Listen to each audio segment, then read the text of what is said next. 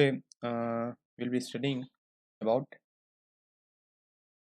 torque on electric field on electric dipole in presence of electric field dipole on electric. So let me draw, let's say,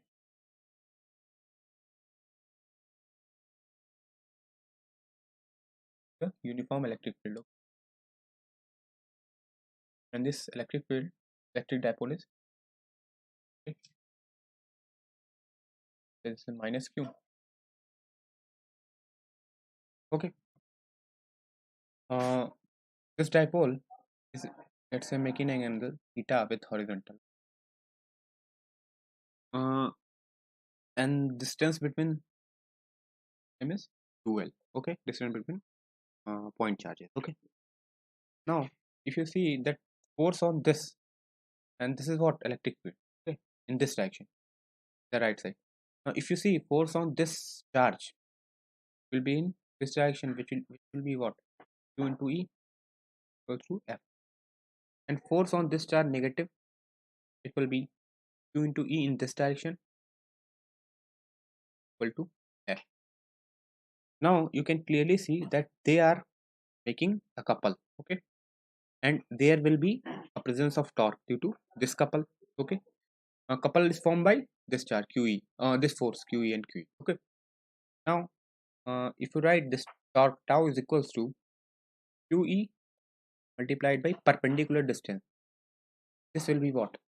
This will be your perpendicular distance, which will be 2L sin theta,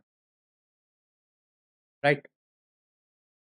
So Q into E into perpendicular distance. Okay, so this will be Q into E multiplied by L sin theta, and if we take 2QL with in one bracket, then it will be 2 into QL into E sin theta.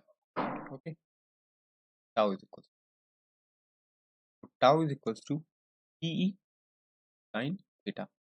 Okay, and this PE sin theta can be written as vector tau is equals to P cross vector P cross vector E. That means you can actually detect the direction of torque, okay, by this formula. Okay, means, sorry, if see, this is a what? This is direction of your electric dipole moment from minus q to plus q, and this is direction of electric field. This is direction of P. Okay, so torque will be in this direction, and this can also be seen via this formula. Vector tau is equal to vector P cross area. Okay. now we will be looking to find time period on dipole, okay, which is executing actually SHM in the electric field, right? See, this dipole of charge minus q and plus q will be executing your simple harmonic motion about this point. Okay, we need to find time period of this SHM. Okay, so if you see that your restoring torque, okay, I hope you have studied in your SHM, restoring torque